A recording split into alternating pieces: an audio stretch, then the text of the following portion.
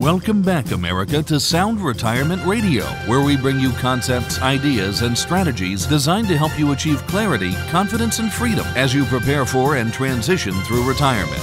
And now, here is your host, Jason Parker. America, welcome to another round of Sound Retirement Radio. So glad to have you tuning in to episode number 424, Finding Clarity, Your Roadmap to a Fulfilling Retirement. But before we get started, I like to start with a verse to renew our minds. This comes to us from Jeremiah chapter 29, verse 11. For I know the plans I have for you, declares the Lord, plans to prosper you and not to harm you, plans to give you hope in a future. And then something fun for the grandkids. Why did the Easter bunny cross the road? To prove he wasn't a chicken. Of course. Why do any of us cross the road? What do you call a bunny with fleas? Bugs Bunny.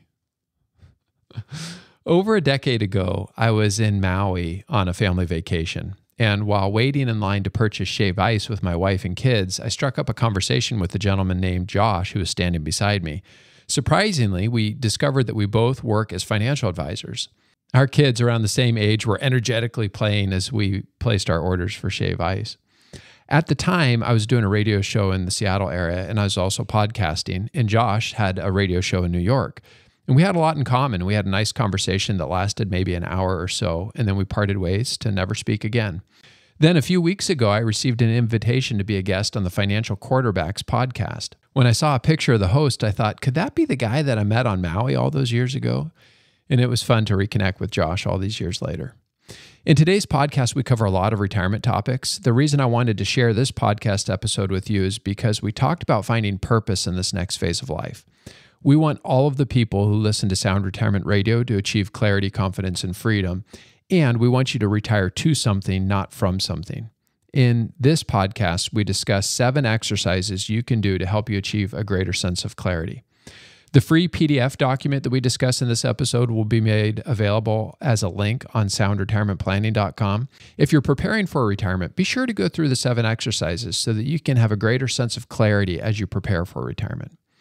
When you know what's most important in life, it makes it easier to prioritize your most valuable resource, your time. I hope you enjoy this podcast episode. As always, articles, links, and resources will be available at soundretirementplanning.com. And without any further ado, here is me being interviewed by Josh Jelinski on the Financial Quarterback podcast. Tired of losing money in the stock market roller coaster? Frustrated with the government taxing you into oblivion? Worried about inflation? How do you prepare for so many financial uncertainties? Welcome to the show that will help you develop your game plan. The Financial Quarterback with Josh Jelinski. Josh is a noted financial advisor and president of the Jelinski Advisory Group, and he's here to answer your questions. Call into the show at 800-321-0710. 800-321-0710. Now, let's kick off your financial future. Here's Josh Jelinski. Hi, everybody. This is Josh Jelinski, the Financial Quarterback, and we are with Jason Parker, a guy I met 11 years ago. It was at least 11 years ago in Maui, and fortuitously, we have him as a guest on the Financial Quarterback. Crazy small world, right? It is a small world. I'm glad to see you're doing this podcast, Josh. Thanks for the invitation. Well, thank you for the inspiration. I mean, I think you were doing the podcasts 2009. At least 10 years. I think you were one of the first people to do podcasts. I think you're right. And you know, it was by accident, actually. So I was doing a radio show out here in the Seattle area, and I enjoyed listening to podcasts at the time. So I just said, hey, is it possible to get an MP3 of the file? And then we used that MP3 and we uploaded it. We uploaded the radio show. And so that's how I got started in the podcast. It wasn't super intentional, but here we are 10 years later, still going strong. And it may have even been longer than that, but whatever it was a while ago. And you started the podcast when? 09, 13, 14? It was 09. Yeah. So it's funny. I started my podcast in 08. Wow. Did you really? I gave it up because you could track at that time, like how many people actually listened. You remember when you could have like counters? Oh, yeah. And I was just depressed at like, I know. But if I would have stuck with it, You'd have millions of listeners. Yeah. I was like very early. It was like when it was a blog counter. And I remember meeting you in 2013 or something like that. Yeah, it was, I think, my Elizabeth's 5th birthday. So it's got to be 2013 because she had her 5th birthday. You've got a much better in memory Maui. than I do. And I was very impressed with you, how podcasts worked. I was like, oh, wow, this guy's really had a success with his podcast. And I was just floored because I did not. But apparently I've learned later on, it's more about the faithfulness and kind of sticking with it. It's like everything in life, isn't it? You just have to keep showing up. It's the people that keep showing up that experience success. I agree with you 100%. And I love, I had a discussion. Is it quantity or quality? Everybody will say both, like if you had a debate. Yeah. But I thought about it. I think it's quantity because, me doing so many radio shows, I think I've done thousands. And you with podcasts. So success is typically podcasts. My daughter, she just had a debate and it was her first ever national debate. She didn't do as well as she wanted to. She did well in my book. And it's the National Christian Forensics something. It's this big nationwide debate program. Very impressive young people. I was very proud of my girl for going to Pine Bush, New York for this debate. And the debate was, which is better, empiricism or rationalism? Or what should be valued higher? So she's doing like heavy college level stuff. And she's a sophomore. But then I said, honey, it really is quantity. Because I broke it down like who won that debate. They were people who went to the last 2 rounds. We didn't go because she didn't want to go. And they maybe got 25th place in the last debate. And then they placed first, second, or third in this debate. So it's just, you learn different things and learn by doing. So let's break it through. I mean, there's so much that I love your podcast. Thanks. Content. I interview a lot of podcasters and yours is one of the ones that like, oh man, I love all the topics you cover. Well, thanks. So I want to ask what you want to talk about. But this podcast, 2009, because you were definitely one of the first people out there to do it, at least successfully. I may have been first. And I have to tell you, that first radio show when I first showed up, well, it was before I had a radio show. I was invited just to be a guest to talk about my business on somebody else's radio show program. And Josh, I was so nervous. I forgot my name. I couldn't remember the name of my business. My voice was crackling. I mean, it was really, really nerve-wracking.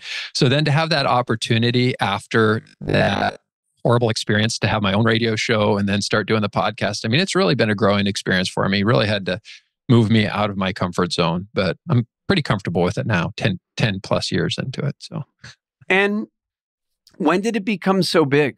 I, like you, you can still track the stats. And I remember initially we were getting like a couple hundred podcast downloads per episode.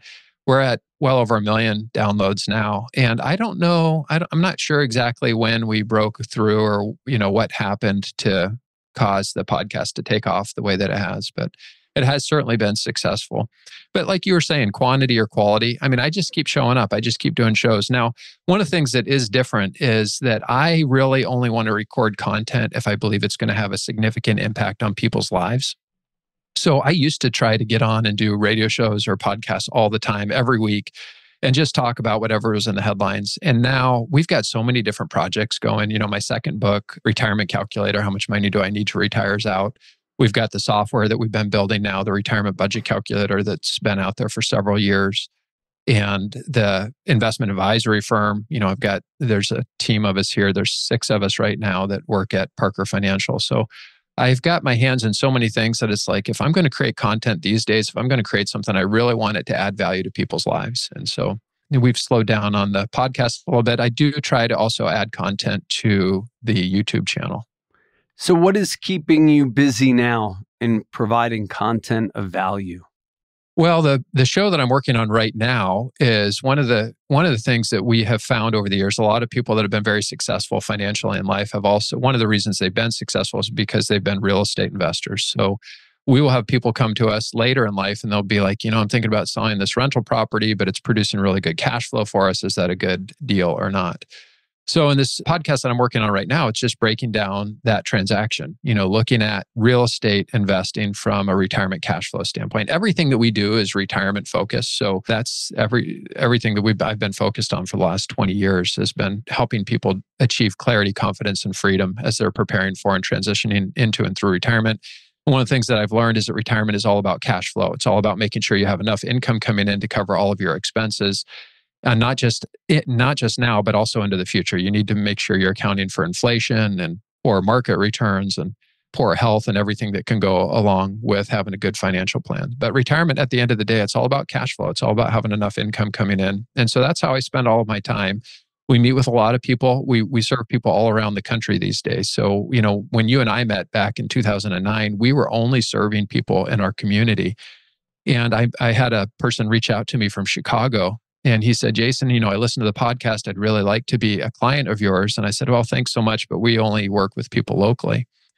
And he said, well, why are you doing that? And I said, well, we like to meet with people face to face. And he said, when I retire, he said, I'm not even going to stay in Chicago. I'm going to be moving out of the state. And so he said, it actually is easier for me to have an advisor that is remote instead of somebody that's local. And that's when the light bulb went off for me, Josh. I was like, boy, why are we telling people no that we won't work with them just because we're in a different area? So today we work with people all around the country, and I get to meet some really wonderful people all around the United States.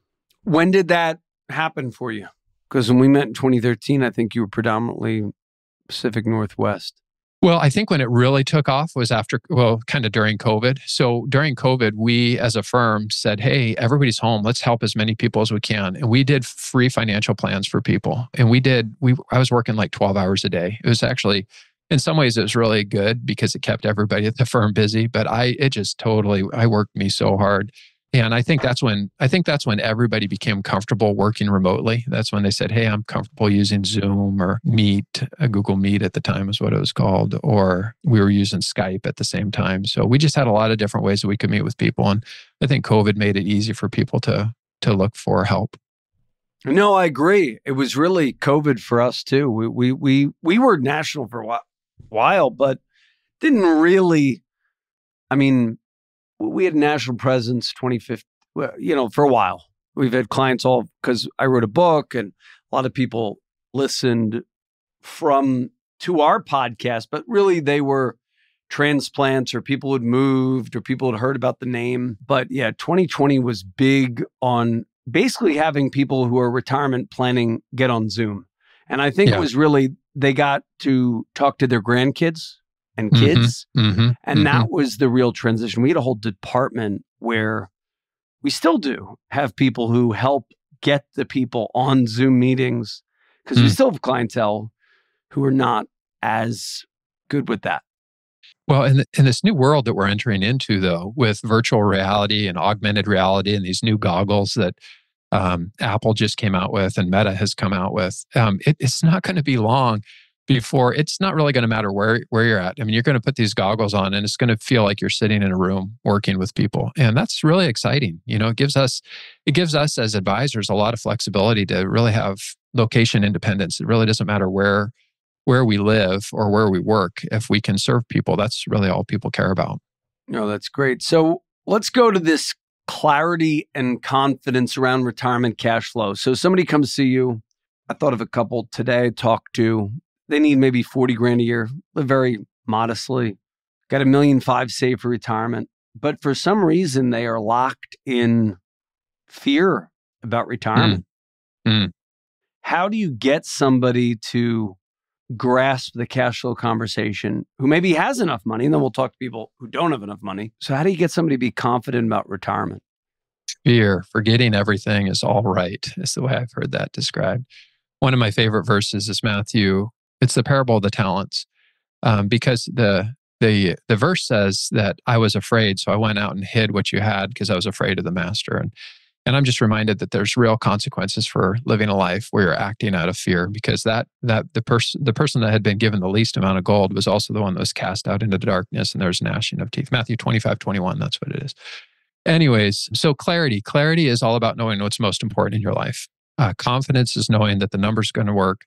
And then when you have clarity of knowing what's most important in your life and you have confidence to know the numbers are going to work, then you can experience freedom. And we want people to be free from fear, free from greed, free to go out and spend their time with the people that are most important to them, making a real impact in the world that we live in. And I'm so excited about this next generation. The generation that's retiring, the baby boomers, they really shifted the course of the world and the way that the world looks today. And now they're going to be able to transition into this new phase of life. And I'll tell you, the younger generation, their grandkids, they really need a lot of mentorship. And I'm excited for that next generation to come along and give those kids a hand up and, teach them what they've learned and show them that they're sound principles of finance. A lot of the people that you and I get to work with, we get to meet with people that they've made really great decisions over their life. And I think that my life personally is richer and better because of the people that we've served. And I've got to hear their stories over the years. So clarity, confidence, and freedom. That's what we want for everybody. Love it. Clarity, confidence, freedom. What about the cash flow? Like, how do you talk to... Somebody comes into your office or whatever, they got, I don't know, this guy, $1 million saved. $1.5 million and $40,000. He's golden. I mean, he's probably going to have enough Social Security to cover most of his base. He does not get it. I think the reason he's suffering is like so many people, they need to turn off the news at night. They need to unplug from social media, because if that's where you're consuming most of your information, you're in an echo chamber. And usually that echo chamber is going to be a lot of negativity. Somebody once told me CNN stands for constantly negative network and Fox stands for frequently obscene and X-rated. And, we need to get people out of this echo chamber where they're always, another one of my favorite verses is seek and you will find. And I think that's in Matthew 7:7. But, we find what we're looking for. And if you are out, and if you're not looking for something, then you're just going to get fed whatever people are feeding you. And so unfortunately, the media networks, I think, are creating a lot of this unnecessary angst for people. But one of the things that we did, Josh, I don't know if you know this or not, but we've been trying to, we have well over 1 million people that are listening to, or have downloaded Sound Retirement Planning, or Sound Retirement Radio, the podcast. And there's just no way that we can help everybody one-on-one. So about 7 years ago, I started building software that's direct to the consumer, direct to our listeners. And it's called Retirement Budget Calculator. And it basically just helps them organize all of this financial information. And there's really only 3 numbers you need to know if you're going to be okay financially. Number one, you have to have some idea for longevity or lifespan or how long you're going to live. And in the Retirement Budget Calculator, we use the Social Security mortality tables to give people a starting point for estimating how long they may have. The second thing you really need to understand is how much you've saved. And it's always amazed me when I meet with people that a lot of people really they've never sat down and added up all of the different accounts, the 401ks, the IRAs, the Roths, the HSAs. So we need to take account for everything that they have. And then the last piece, and I think this is the thing that really made our calculator so much different from a retirement planning standpoint, is it's really focused on the spending piece, because that's the only piece you really have the control over. And so we break down spending between essential and discretionary expenses. Now, our calculator isn't something that taps into all of your bank accounts. You actually have to go in and enter this information. So one of the criticisms that the calculator has received is that it does take time to enter the information. It's kind of like a spreadsheet that lives in the internet. But if you'll take the time to enter things like your electric bill and estimate how much money you're going to spend on food and dining out and gasoline and all these things that you're already spending money on, and then you compare that to what you've saved, and then you look at how long you're going to live, the calculator can really deliver a lot of clarity, confidence, and freedom to people. So that's how we help people overcome that hurdle. And, once people do that work, once they actually enter the information, I found that, I would love to think that we're responsible for a lot of people retiring in America today. And frankly, that's my goal. My goal is I want to democratize retirement. I want as many people as possible to achieve those 3 things: clarity, confidence, and freedom. And so that's why we built the software to help people do that. And then, like you, we also operate as an investment advisory firm. So if people need help with the investment side, we can also help them there. No, fantastic. What do you think's different about your retirement budget calculator than other people's? We focus on the spending side.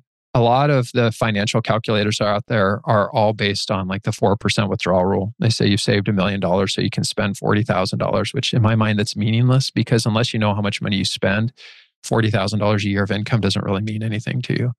And so we just put all the emphasis where on the piece that people have agency, people have some control, which is on the spending side.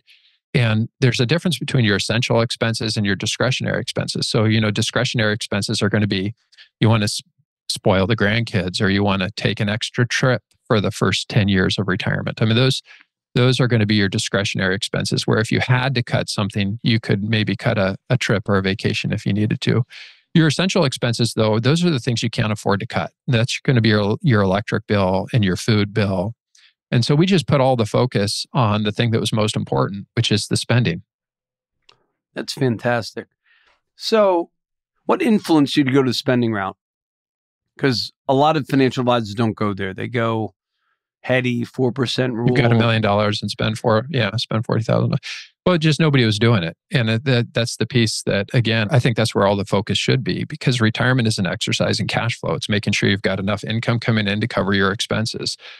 And a lot of guys say, well, nobody wants to know what their expenses are. Nobody wants to know what their budget is. And I know budget's a bad word. If I had to do it again, I probably wouldn't have called it the retirement budget calculator. I probably would have called it the retirement spending calculator, because that's really the reason that most people save their money, is because they want to spend it in retirement. But ultimately, at the end of the day, what they really want to know is, are we going to be okay? Are we going to run out of money in retirement? Have we saved enough to be able to last the rest of our life? And that's the question that we're trying to answer. And it's impossible to answer that question if you don't know the spending. So when people say, oh, we don't really need a spending number, let's just optimize for, cash flow, that doesn't help people. It doesn't deliver to them clarity, confidence, and freedom, which is what we want to deliver. So it's a different approach, and it works, and it really does help people get a better sense of answering the most important question, which is, are they going to be okay when they enter into retirement? Have you ever thought licensing this to advisors? There's a lot of software out there. I have. And I've been asked by a lot of people if that's something we'd consider. And we still are considering it. Right now, we don't have that option available. It's just, this is directly to the end user, to the consumer. And it's inexpensive. It's $9.95 a month. Or if you want to pay for it annually, it's $95 a year to have access to the calculator. But you compare that with, paying a financial planner $5,000 to create a plan, and then 1% a year for managing investments. It's a significant value to the people out there that are looking to develop a plan. And Josh, you and I, we work in the advisory space. So we help people that want help, but not everybody wants a relationship with an advisor. And I don't always think that's the smartest thing. I think that all the studies have shown that people that work with advisors usually end up in a better situation than people that don't. But maybe some people are embarrassed. They don't think they're in a very good financial situation. And so it's easier to engage with a software that lives online than it is to talk to a person about mistakes they've made with their money. Or I'm not exactly sure what stops people. I mean, if all the data says you're going to be in a better position by working with an advisor than not working with an advisor, I don't necessarily understand why people would be hesitant to go that route. But yeah, I wonder if it's time. It's funny. We do. I got contacted recently by Vanguard, I guess, because we've pulled so much money from them over the years. Like wow. 90% of our clients come to us from do-it-yourselfers. Yeah. And they typically don't have, maybe I'm 90%, there is no scientific number. I didn't poll my clients, but I would say an overwhelming number were do-it-yourselfers. And they've kind of said, hey, I don't want to do this. Talked to a guy today where we managed a bunch of his money, but he has some money that he likes to manage himself. And he's starting to go on cruises and retirement have fun. He's like, maybe in a month, I'll give you the remainder. We manage, let's say, $1 million for him. And he manages maybe $400,000 for himself. And he's maybe in a couple, he's getting addicted to retirement, you could tell, where he doesn't really want to worry about the money anymore. There's a lot of risks there. Yeah. Worrying about the money is one. What happens to your spouse if something happens to you? It's you can see we all experience cognitive decline. Not all of us maybe, but a lot of people do experience cognitive decline. And you don't want to be in a position where things are starting to fail and then you're having to go out and establish relationships. You want those established ahead of time so that when something bad does happen, the game plan is already in place. I always like to tell people, Josh, we don't want to try to predict what's going to happen in the future. My crystal ball is just as broken as everybody else's, but we can plan for the future. And I think it's not just creating a plan one time, it's that ongoing process of planning that really adds significant value to people's lives. Yeah, I've thought about that when some people will often say, why do I want to pay you a fee when I do it myself? And there are many times in someone's lives where I've thought about 5 or 6, death of a spouse, sickness of a spouse, sickness of yourself. You mentioned cognitive decline. There's many reasons where it could be 5 moments in your life that you don't want to do this. And those 5 moments are critical. You want to sell everything in March of 2020 when it's the absolute worst time to sell.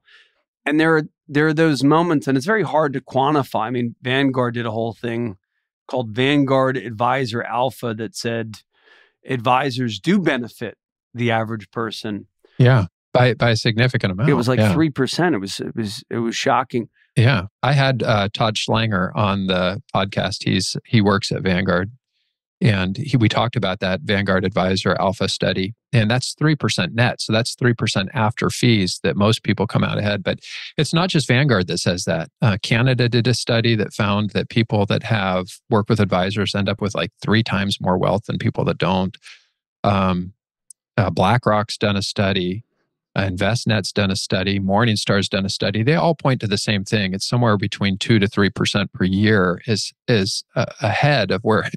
So maybe this is why the wealthy just keep getting wealthier, because they recognize the value of advice and they pay for advice, and so they reap the rewards and the benefits of that advice. But you see these things online, and maybe it's social media saying, my broker stole my money, or all these things. Denigrating. Well, that's unfortunate, but there's truth to that. Yeah, there's truth to that, unfortunately. There are people out there that are criminals like Bernie Madoff. And so that does make it hard for advisors. But I have to tell you, Josh, and I know your business is very mature and you guys are doing a great job there, but I'm not in the business of trying to convince people to get an advisor. If they want an advisor, then great, we'll try to help them if they're looking for help. But we built software for the do-it-yourself people. We built content through the podcast and the 2 books that I've written to try to educate people on this stuff. So I don't really care if they work with an advisor, if they work with our firm or your firm. What I care about is that they have clarity, confidence, and freedom. So whatever we can do to help people achieve those 3 things, that's the most important thing to me. That's great. How do you get people confident around, we talk about sort of the value of an advisor. How do you get people confident with retirement? Like what are retirement hacks that you're using to get people mentally comfortable? Well, again, so one of the resources I have available, you can go to soundretirementplanning.com and search for this resource. But it's if you just type in the one thing, I have a goal setting session. So for the last 10 years or so, I've been getting together with a group of guys and we will set goals, designing our life, designing the year ahead. This year, we actually did it a little bit differently. Rather than setting a year-long goal, we just set a goal to March 31st. So we're doing it quarterly instead of by the whole 12 months. But I wrote just a short paper called Designing a Great Year. And it takes you through 7 simple exercises to designing a really great life. And if you go through those exercises, you just, you use this free document that we created. I think that will provide a lot of clarity for people because it really helps people understand what is the most valuable thing in my life? What do I want to be remembered for? What relationships are most important to me? What impact did I have on my community and the people that I care about? If one of the questions in there, I'll never forget this when we brought this question into it, but I just said, hey, if you were on your deathbed and you could only say, just 5 words, just a few words to the people that are standing around. First of all, who would be standing there? And then what would you say? And a friend of mine, he looked at me and he started to tear up a little bit. He said, Jason, I think I'd have to say I'm sorry. And I said, man, we got to change it. That cannot be the last words that are coming out of your mouth. And one of the reasons I thought of this exercise as we design this every year, Josh, is I heard that Steve Jobs, when he was on his deathbed, he was surrounded by his family, people closest to him. And his last words were, "Oh, wow. Oh, wow. Oh, wow." And it just made me think, man, what was Steve Jobs experiencing in that moment? So then I did a bunch of research and I went and I looked to find out what were the last things they said in those last few breaths that they had. And it was really fascinating. And I include it in that Designing a Great Year so you can kind of see what other people were thinking and saying in those moments. But yeah, so you start out with this, what's most important in my life. And once you really have that piece figured out, the numbers is the easy part. I mean, again, we've created software for that. You can meet with a financial advisor. You can get all the retirement education. And I think education helps people achieve confidence. Crunching the numbers helps people achieve confidence. A lot of times working with an advisor helps people achieve confidence because, Josh, I think you and I, we take for granted all the information that we have in our minds, in our brains. And I'm reminded of this every time I hire a new advisor for our firm. I just assume that they know everything that I know. And these are people that have, been trained in this industry, but we just know a lot. We've been doing it a long time. And I think it's easy to take that for granted. And I'll never forget, I had a guy come out and work on my HVAC system. The thing was broken. He was charging me like $250 an hour.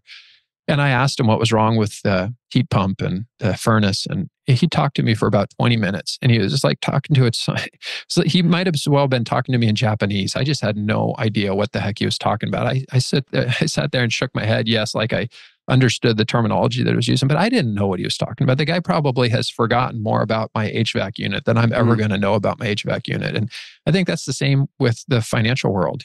People are looking for a way to make this simple and easy.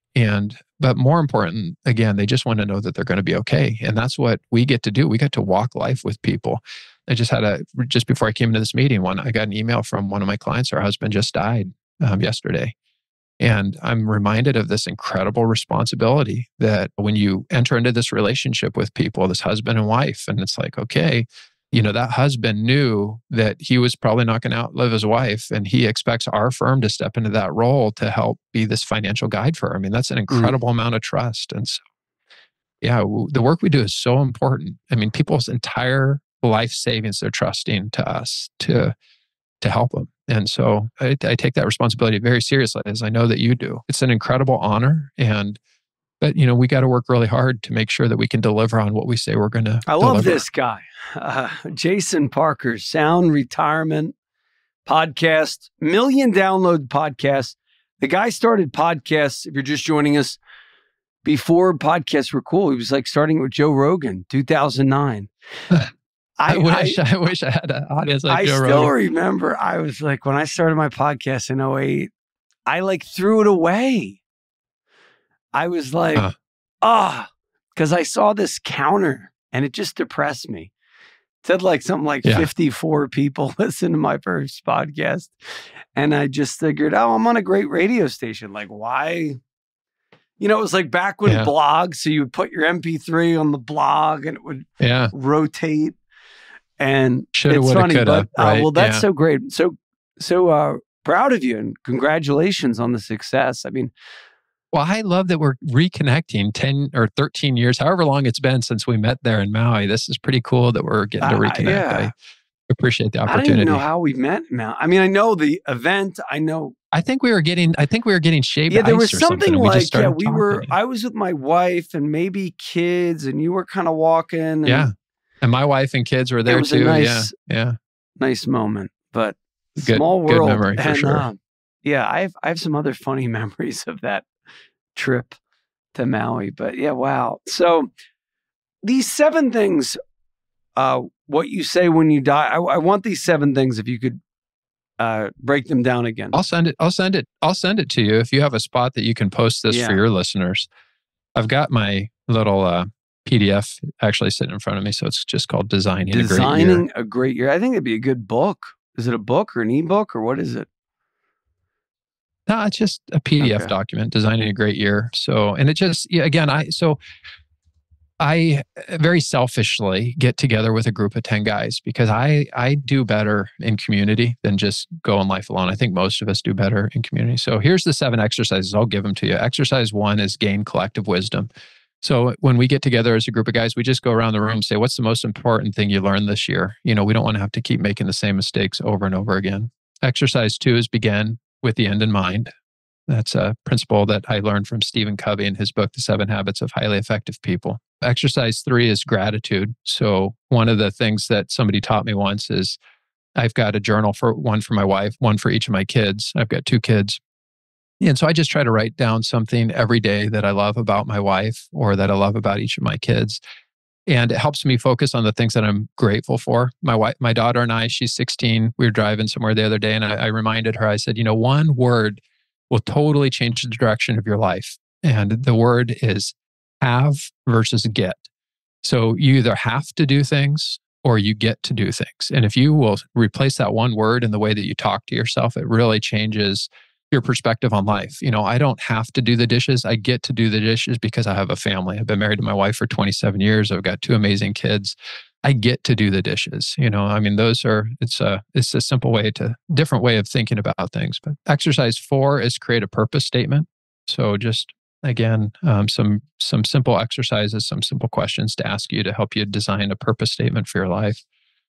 Exercise 5 is the one thing. So this gets back to that goals. So you can't have 20 goals going into a new year or a new quarter. You have to keep it simple. This year I only have 2 goals, or this quarter I have 2 goals, and makes it really easy to know if you're on track. And I tell you, just as something I've never had to deal with weight issues. Like I've always been a pretty thin guy. I enjoy jogging. I've ran my whole life, but it's probably after COVID, and then there was a lot of stress for a couple months after that.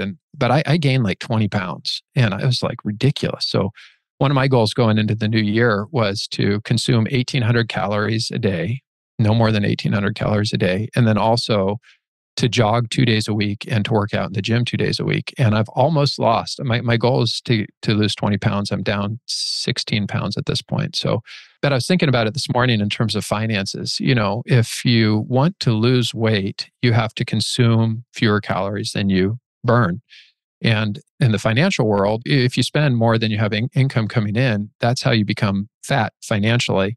It's called debt. It's called ending up broke. And you become fat physically by consuming more than you're burning. And so it just kind of goes hand in hand. But exercise 5 is the one thing. So it's the one thing that you're going to focus on in the new year. Exercise 6 it goes back to one of my favorite verses, Matthew 7:7, which is become a good finder. So what seek and you will find. What are you looking for?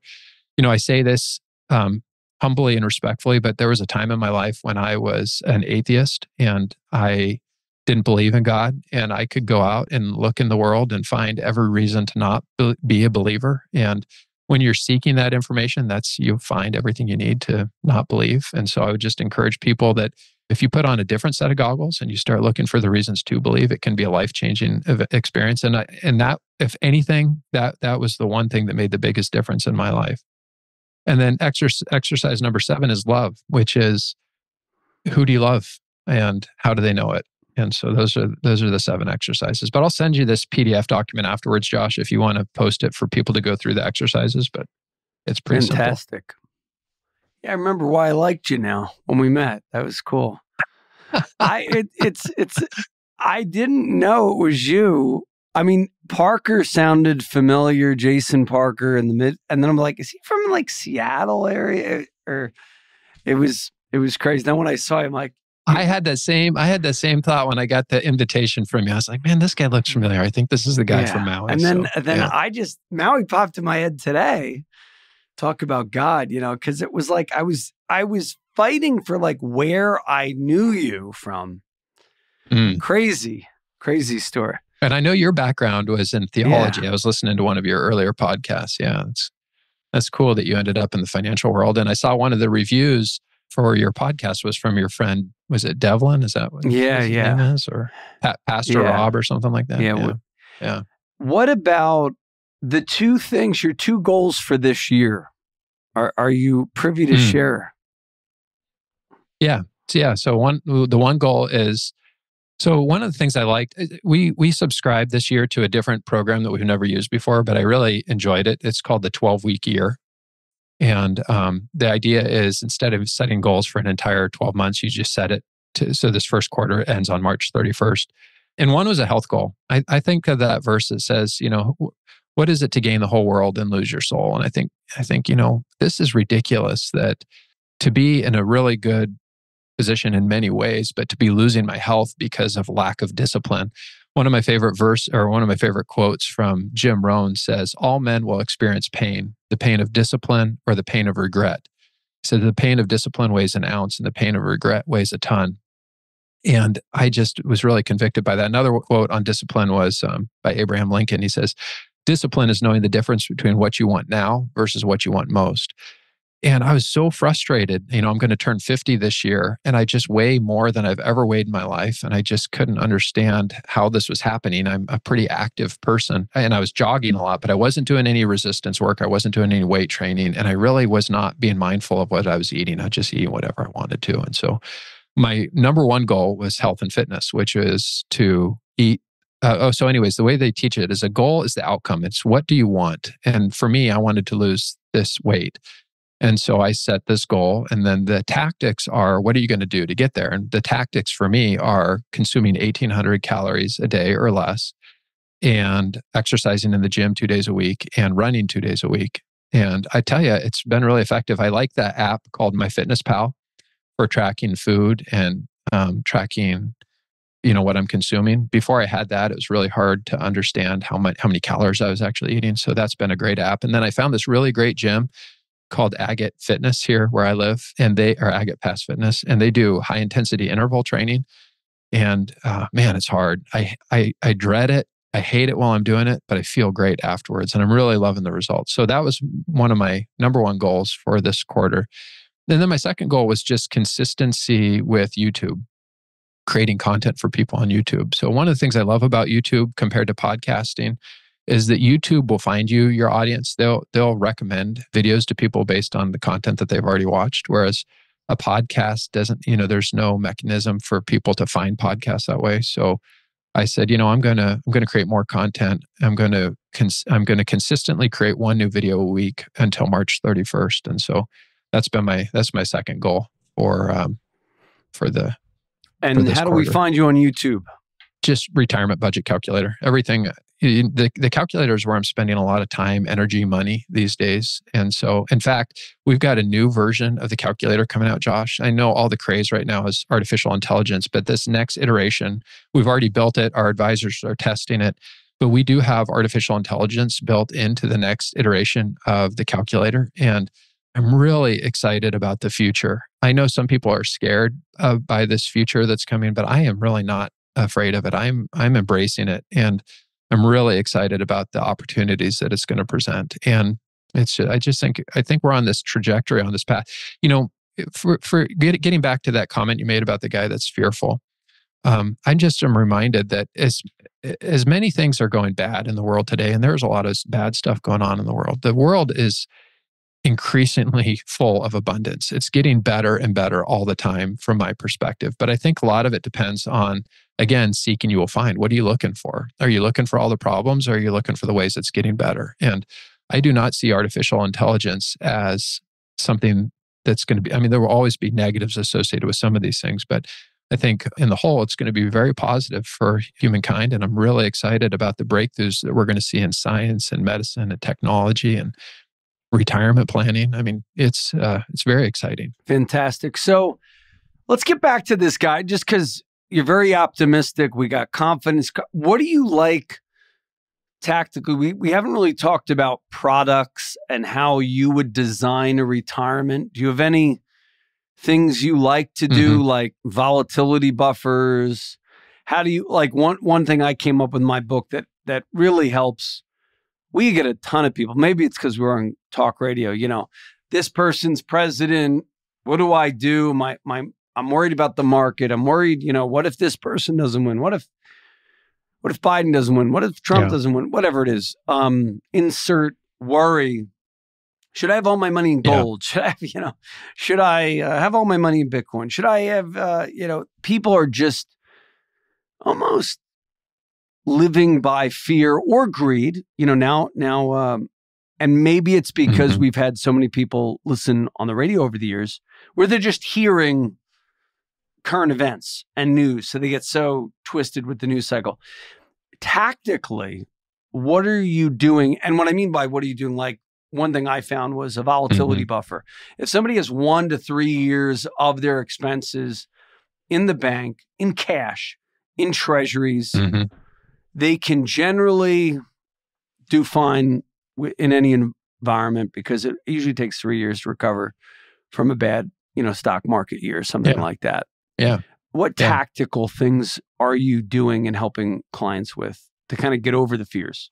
Yeah. So one thing that we built into the calculator is called the secure income score. So once people enter in all of their data, their income, their assets, their liabilities, the secure income score, what it does is it adds up over your lifetime, all of your guaranteed income compared to all of your essential expenses.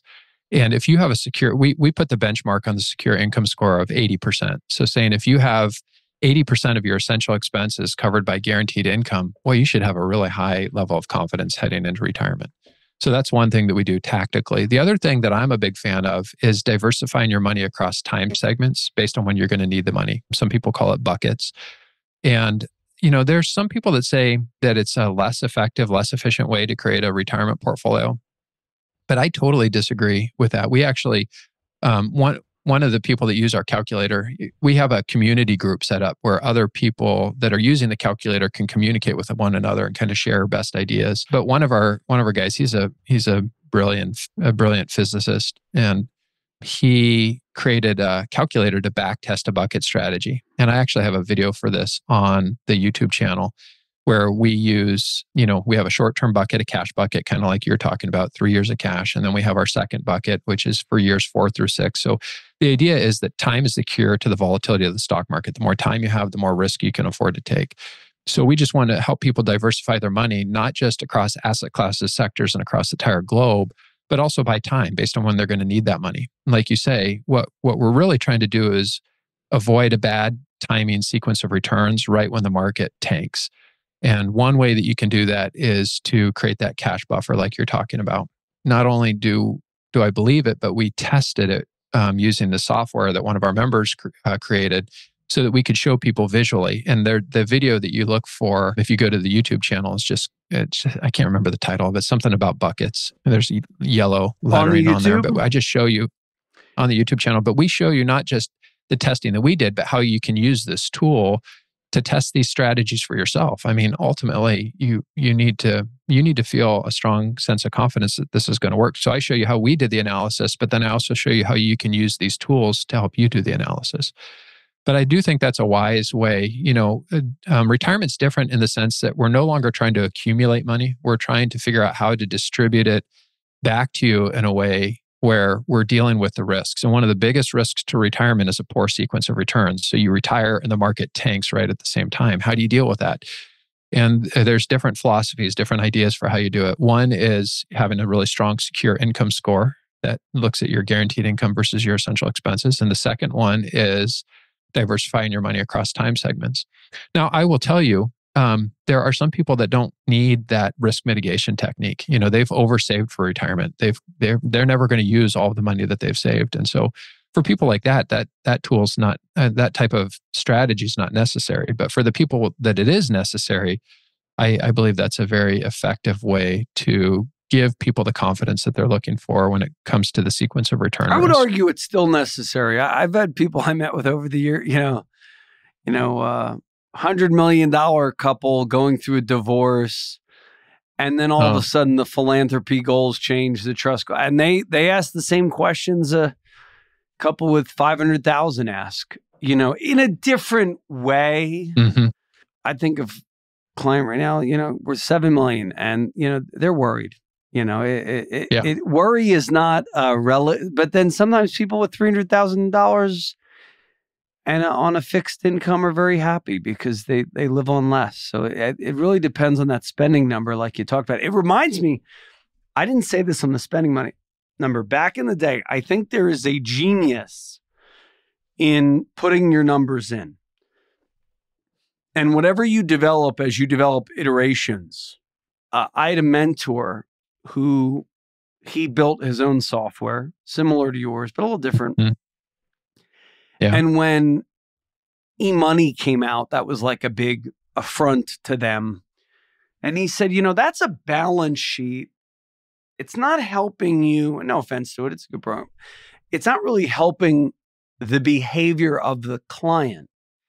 And it's an aggregation tool. And a lot of these, you put in your bank account info and it spits in your number, but the client doesn't do the writing tactically. So back in the day, he would make us, sort of a mentor, have the clients write down.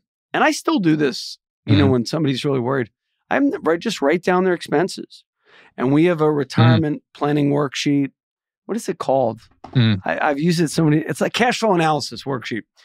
And it literally, electric. And you write it down because there is something in the brain that activates when you're doing it yourself. So I love that you do that. And no matter what you do with AI, I think experiencing that tactile, he would talk about back in the day that, in the future where there's holograms or brilliant guy, and we, and whatever, the Apple goggles. This augmented reality. That he thought that would be a great opportunity for advisors because the biggest thing lacking in the planning world is the tactile. Most people are tactile learners. They learn by doing. And yet we try to educate our clients by just telling them. That's a great point. And I think you're onto something by making people do their numbers, because with Quicken and Mint, some of my most successful clients were the people who did the old envelope method from Larry Burkett in the 80s, Yeah. And hey, speaking of something you mentioned was the fear about the president. So one of the podcasts I did recently was I looked back at every president's term in office to see how the stock market performed. I went all the way back to Ronald Reagan. And I just looked, for the 8 years that they were in office, how did the market perform? And I'll tell you, if you had invested $100,000 at the beginning of Ronald Reagan's term, and you just in the S&P 500 index, and you just let that money ride for that entire time through all those different presidents and all those different world events and all those wars and all the conflicts and all the fear. It's not like fear is anything new. I think it's just in our face more than it ever has been. Your $100,000 grew to like over $7 million during that period of time. And we just break it down so that people can see the benefits of being a long-term investor, because again, we don't want to try to predict, we want to plan. And discipline is such a key component to a good investment strategy. And we are our own worst enemies. The other podcast I did recently was about, there's a real famous economist who recently published a piece talking about how the biggest stock market crash ever is going to happen in 2024. And this guy's written books about previous market crashes. And it turns out when you do a little bit of research that all of his predictions have been wrong, but people love the bad news. We're addicted to the bad news. When there's a car crash, we got to slow down and see who the car crash is. And so, again, I think you educate people and you show them, well, what has happened and what's happening. It just again, if really what we want people to have is clarity, confidence, and freedom, you have to break through all this noise and help them see the truth. And then if people will just turn off some of the social media and turn off the news and get off of these tools that create this echo chamber of constant negativity, I'm telling you, your life, you do that, and then you start writing down one thing every day that you love about the people in your life and you're grateful for, it'll totally change your entire life. You will be so much more fulfilled, and you'll so much more content, and you'll experience joy if that's really what you want. But I guess the question is it really what you want? It's funny. I don't know if I'm allowed to say this. I Googled U.S. economist predicts 2024 will bring the biggest crash of our lifetime. He is the only guest in the history of the financial quarterback on legendary WOR for 15 years, whatever long I've been on, 10 plus years, that I have ever stopped an interview for. You stopped the interview? I just thought he was so disrespectful to me. And I won't tell you. Oh, really? Wow. People can figure it out. I will tell you, he was a dynamic guest. Yeah, he's very smart. But I was asking him something about Keynesian economic theory or something. He just went off on me like I was an idiot. And he just slapped me around. And I was like, I don't want to do this. Why am I having this guy on? Okay, we'll be done. And I'll probably have him on back again one of these, because he's actually not a bad guest. But it was just so demoralizing. But it's funny. I wouldn't actually consider that guy as a perma bear, but there are these people. It's funny you mention that because I think the point is a good one. We probably should we could do a show on that together. We break down. So over so many people, because I am a little bit, you're more zen than I am. You're more peaceful, serene. I always want to talk to these guys. Well, you're on the East Coast, so, right? I'm on the West Coast. Maybe it's just the East Coast, West Coast. Yeah, I'm like, thing. I want to talk to this guy who's predicting the end of the world. Even if it's not true, I want to get to know him. I want to get to know what makes him tick.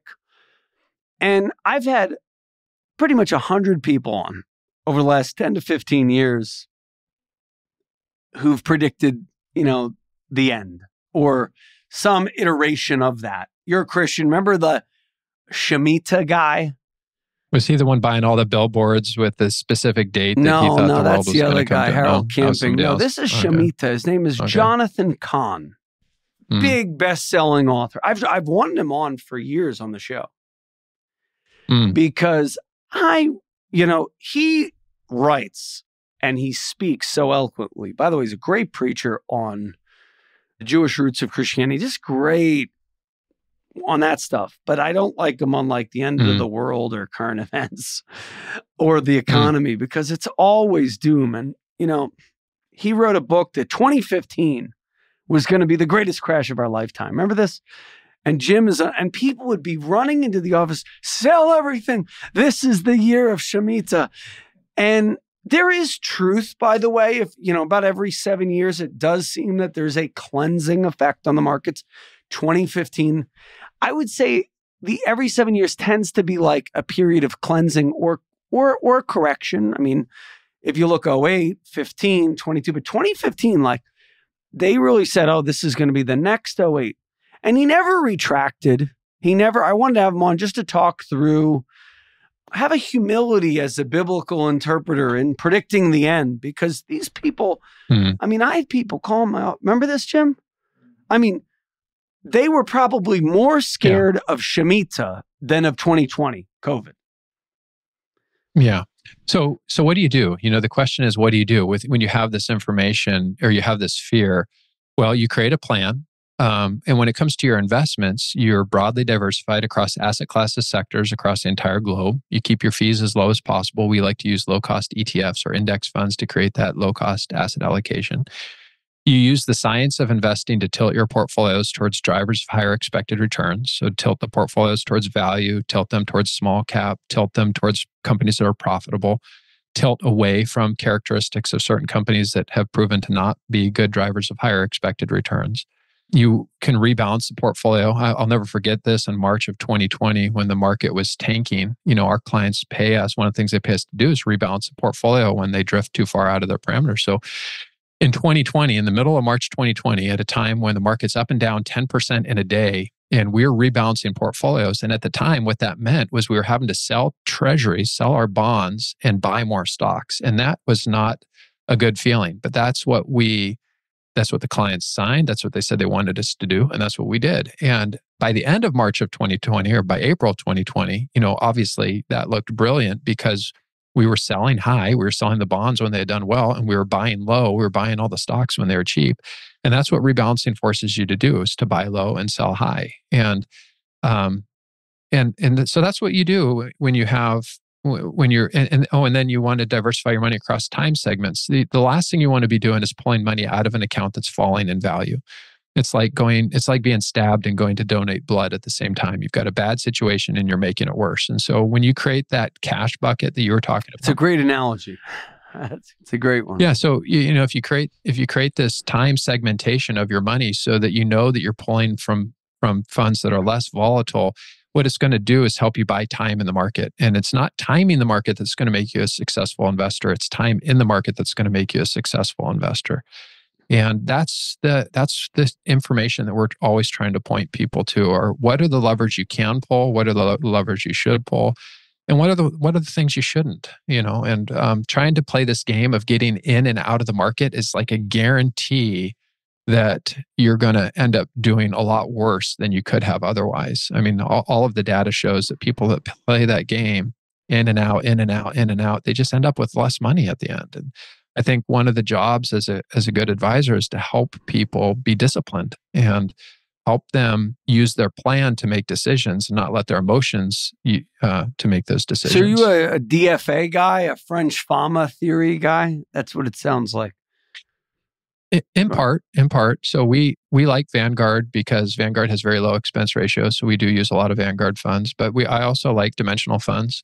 I like the academic research. I like that you've got the I meant more of the philosophy. Economist. I like the academic rigor that goes into why are we doing what we're doing? How are we implementing it? What's the best way to do these things? In fact, I just had Wes Krill, one of the latest guests that we had on our podcast. He's a PhD and he's on the dimensional team. And we were just talking about philosophy and investing and implementation and how do you go about doing that? So I definitely think if I have to make a decision about who's trustworthy, you can listen to your friends, you can listen to your coworkers, or you can listen to the academic community. And I'm going to line up with the academic community because my friends may not know my situation well enough. They may be well-meaning, but not really know my personal situation. The brokerage houses and the insurance companies, they all have a vested interest to sell you something. I'm not going to trust them. My coworkers, a lot of times I find that people are doing all kinds of crazy stuff with their money, and it's not sound advice. Or you can listen to the academic community, and these are people that are paid to research and teach, and they're not trying to sell you anything. They're just trying to help you better understand how to make the best decisions with your money. So, if I have to decide who it is whose camp I'm going to fall into, those are the people that I'm going to point to are the academics. What do you like anything other than that? Kind of the multi-asset approach. I saw you interviewed Craig Israelson, and I think he's a real gem. I haven't interviewed him. I've interviewed him once, but I like his conceptual kind of 7-12 portfolio. I think it's a simple way to do it without. I like his philosophy around investing. He has a strong philosophy. But the thing I like most about Craig Israelson, you have to interview him, Josh. He is the most genuine, sincere. He's somebody you connect with, and it's like, man, this guy could be like my best friend. I've only interviewed him twice, but both times I feel like my life was better as a result. So I highly recommend. In fact, I can make that connection for you if you're interested in having him as a guest. I think he should get like a Nobel Prize or something like that, because he's not talked about like French or Fama, and they're geniuses, and what they've done for investing is great. Eugene Fama and Kenneth French and the guys at Dimensional, Booth, which the Booth School of Business in Chicago is named for. Yeah. I think Israelson makes it simple. You have 7 assets. It's similar. His salsa analogy. It's similar, but to me, my clients get that more than sometimes the French Fama stuff. Value till it kind of goes over their head. But the salsa people get. So I really like him. Yeah. What do you think we didn't talk about that you would want to share with my audience? Boy, we covered so much. I wasn't expecting to get into all this detail, actually. I think we covered just about everything. We talked about having a plan. We talked about investments. We talked about the emotional side. The part that really matters the most is how you think the world works versus how the world actually works. What's going on in your mind versus what's actually happening. Those are not necessarily always the same thing. And so I think we covered a lot.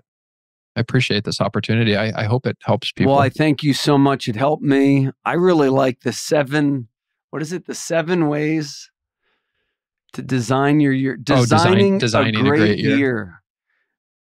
We'll make that available to you folks. Just call our office, 888-988-JOSH.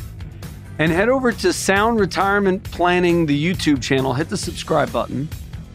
I just subscribed. And subscribe to the Sound Retirement Podcast from Jason Parker. I can't believe it's after all these years. You're good at this interview thing. I appreciate it. Thanks. Thank you so much for joining us. Really appreciate it. All right, Josh, take care. Information and opinions expressed here are believed to be accurate and complete, for general information only, and should not be construed as specific tax, legal, or financial advice for any individual, and does not constitute a solicitation for any securities or insurance products. Please consult with your financial professional before taking action on anything discussed in this program. Parker Financial, its representatives, or its affiliates have no liability for investment decisions or other actions taken or made by you based on the information provided in this program. All insurance-related discussions are subject to the claims-paying ability of the company. Investing involves risk. Jason Parker is the president of Parker Financial, an independent, fee-based wealth management firm located at 9057 Washington Avenue Northwest, Silverdale, Washington. For additional information, call 1-800-514-5046 or visit us online at soundretirementplanning.com.